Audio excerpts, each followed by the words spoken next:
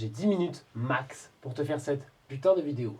3 cryptos, des pins, c'est parti tout de suite. On a à l'écran avec nous le Render Token, RNDR. Ça fait déjà un petit moment que cette crypto elle va en poupe et on va voir pourquoi est-ce que j'ai sélectionné dans mon top 3. Depuis un petit moment, il était dans un range en dessous des 3 dollars, un range qui a duré une très longue période. Il s'est extrait du range, il est venu faire un pullback et il a fait une impulsion haussière des familles, une impulsion des folies. Ce dernier pump lui a permis de faire plus de 300%.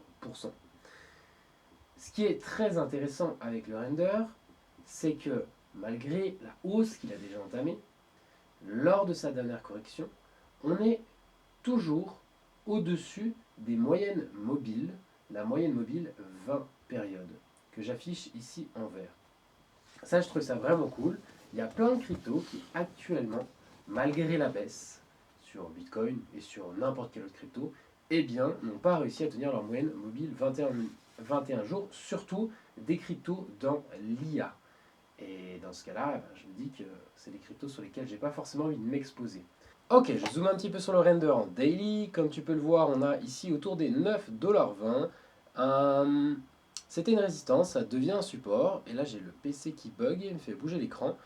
On est venu s'appuyer sur les 9,20 $ par-dessus. On est venu s'appuyer par dessous à 2 reprises et on a enfin flip ce niveau. Peut-être tester. Ici, j'avais mis un petit dessin. Peut-être tester, mais je ne le trouve pas assez appuyé, pas assez fort. Et ça fait un petit moment qu'on latéralise. On fait un petit M. Le coin n'a pas assez de force pour repartir tout de suite. Bon, en même temps, BTC, Ethereum, là ça fait quelques jours, on est quand même plutôt flat, plutôt en train de latéraliser. Moi, ce que je verrais bien, s'il devait y avoir une baisse sur BTC et Ethereum, eh bien, potentiellement, justement, une baisse aussi du render. Ça fait un petit moment et à chaque fois, je décale mon petit dessin là. Je le verrais bien revenir sur les 9,20 $. Moi, justement, je me place avec des ordres d'achat sur cette zone pour pouvoir en accumuler davantage et surfer la prochaine hausse. En termes d'objectifs sur le render, qu'est-ce qu'on pourrait trouver si on prend les retracements de Fibo, le point bas qui est ici, le point haut qui est ici, hein, j'ai déjà tracé ça en amont, on viendrait chercher potentiellement les 18 $.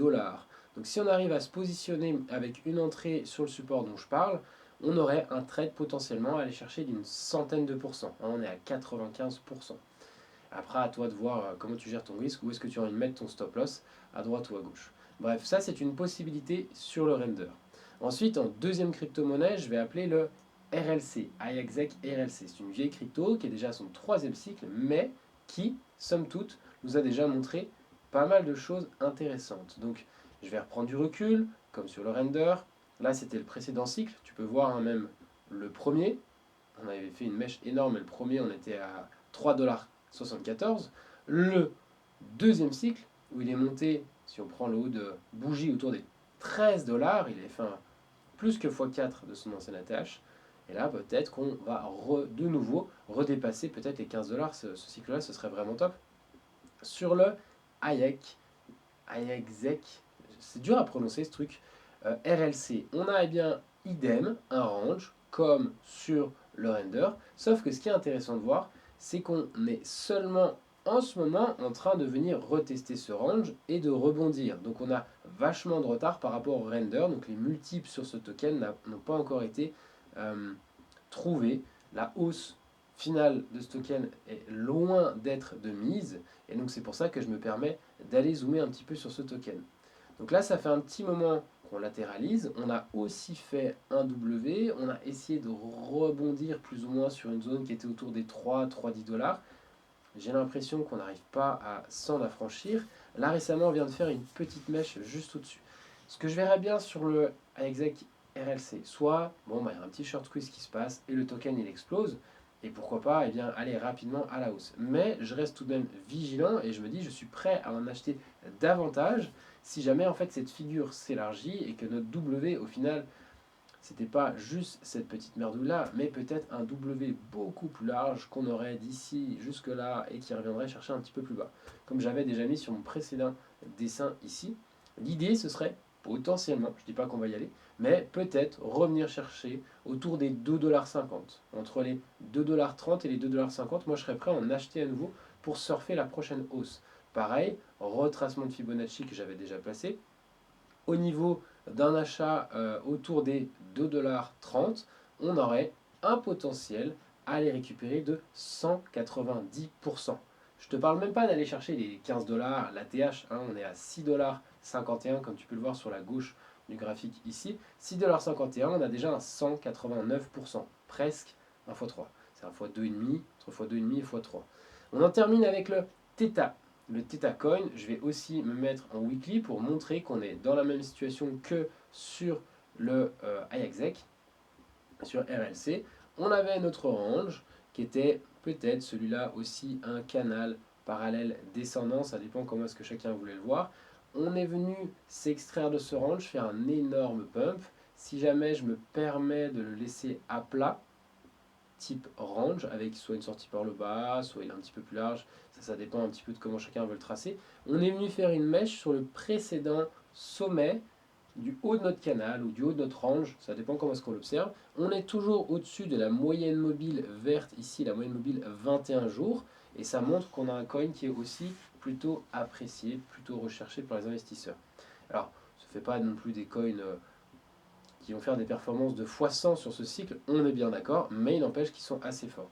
Donc lui, ce qui est assez intéressant par rapport à IXEC, donc il a déjà fait le W, il est revenu en bas, il continue de latéraliser. Donc on est vraiment dans un range sur le θ, donc soit moi je verrai un rebond là maintenant tout de suite, comme je l'ai tracé sur le côté, il faudrait trouver une entrée avec une petite structure au niveau de ce niveau-là, mais c'est assez dangereux parce que je pense qu'on peut toujours venir chercher les liquidités qui n'ont pas été prises ici autour des 1,90 $ environ. Et si on venait à récupérer ces liquidités, moi je serais acheteur spot au niveau de ce niveau des 1,90, grosso merdo. Et puis éventuellement, si on venait à déborder justement le niveau, la résistance là, des 2,50 sans servir de support, eh bien on pourrait éventuellement prendre une position à partir des 2,50 $, pour poursuivre la hausse sur ce coin. Ensuite, qu'est-ce qu'on peut voir? Si jamais on rentre autour des 2,50 $, qu'on a une vraie confirmation, on pourrait éventuellement, alors là je l'ai mis beaucoup trop, on va aller s'en mettre un deuxième qui sera beaucoup plus logique, avec une simple hausse jusqu'au 1,6, retourner à 5 $, on aurait éventuellement un 100% à aller chercher si on achète autour des 1,50 $, et si éventuellement le coin redescend un petit peu et qu'on arrive à l'obtenir autour des 1,92, on pourra aller chercher un 164%, donc un fois 2,5, et ça ce serait vraiment top. Et éventuellement, comme tous les coins, on pourra aller beaucoup plus haut, des ATH et compagnie, faire des, je sais pas là, on voit un x4 par exemple, autour des 10 $. Quelle était l'ancienne ATH du Theta? Beaucoup plus haut. On pourrait éventuellement aller voilà, autour des 16 $, ça nous ferait 500%, mais ça c'est toujours pareil. Tout le monde veut viser des ATH, on ne sait pas si on va les atteindre. Prenez. Pourquoi je ne montre pas les sommets, les ATH de manière assez approfondie et des objectifs beaucoup trop larges? Parce que je pense qu'il faut ne pas être trop gourmand et essayer de prendre des petites portions. Prendre un 100% sur un coin, c'est génial, puis le marché va corriger. On prendra 100% sur un autre coin ou sur le même coin sur une nouvelle entrée. Je fais du trading, du swing trading. L'idée, c'est de ne pas perdre d'argent et d'en gagner. C'est simple. Comme le disait Warren Buffett, règle numéro 1, ne pas perdre d'argent. Règle numéro 2, ne pas perdre d'argent. Si jamais je mise à chaque fois pour faire des fois 30 et des fois 100, mais que je risque tout mon capital, évidemment, j'en ai plus et c'est très compliqué. Donc là, je t'ai présenté 3 cryptos d'épines, le Theta, le IXEC RLC, le Render. Dis-moi ce que tu en penses dans les commentaires. Est-ce que tu en connais d'autres? N'hésite pas à les voir dans la description si tu veux savoir quels sont les cryptos que je trade en ce moment, lesquels j'ai déjà acheté en spot. Il y a un lien dans la description qui te permet d'aller voir mon journal de trading et qui te permet de savoir tout justement sur les cryptos que je trade en ce moment. Sur ce, bonne fin de journée, à bientôt. Ciao!